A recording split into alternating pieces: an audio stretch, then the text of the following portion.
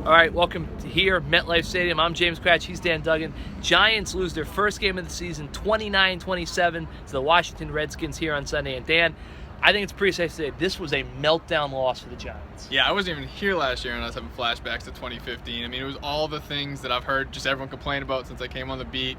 Mental mistakes, the turnovers. Penalties. Penalties, oh my goodness. Just so many self-inflicted wounds. It's one of those games where guys in the locker room saying, we lost this game. We beat ourselves. The Redskins didn't beat us. Yeah, the Giants had leads of 12 points and 11 points in the first half.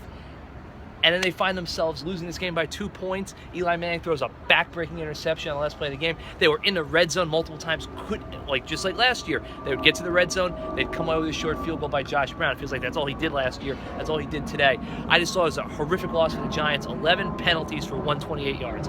That's the number that we're going to remember. Yeah, and it's something that hadn't been a problem. I almost wrote an article this week and just kind of didn't get around to it, but they didn't have many penalties the first two games, and it was all, Ben McAdoo, has all the mantras about poise and discipline, and that was, like you said, it was a meltdown. I mean, guys are making penalties to prolong drives, to shoot themselves in the foot when they're moving the ball. It just one thing after another. It really killed them today. Penalties, obviously personal fouls hurt. Andrew Adams on that block punt. You can't have that happen, especially when you're a rookie making your NFL debut. The guy got activated from the practice squad on Saturday. That happens. You have Weston Richburg getting ejected. Now, that may have been a little ticky-tack.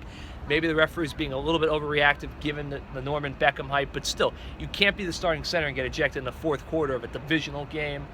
Olivier Vernon had a big roughing the passer penalty that extends the Redskins' eventual game-winning drive.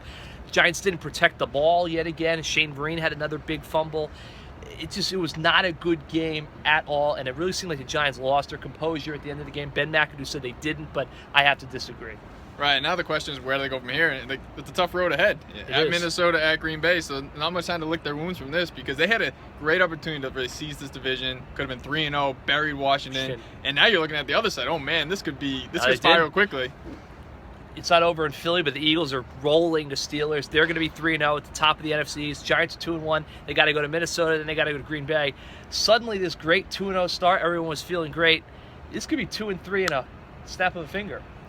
Yes, sure could. So, they got to get things right quick because this was ugly out here today. Very bad loss for the Giants. Just no way to really speak about it. Ugly loss for the Giants, but they're 2-1 now. Now they have to regroup and go to Minnesota to take on Sam Bradford and the Vikings. That's it for us here. Keep it here at NJ.com. We'll have complete coverage of the game all week long. We'll see you then.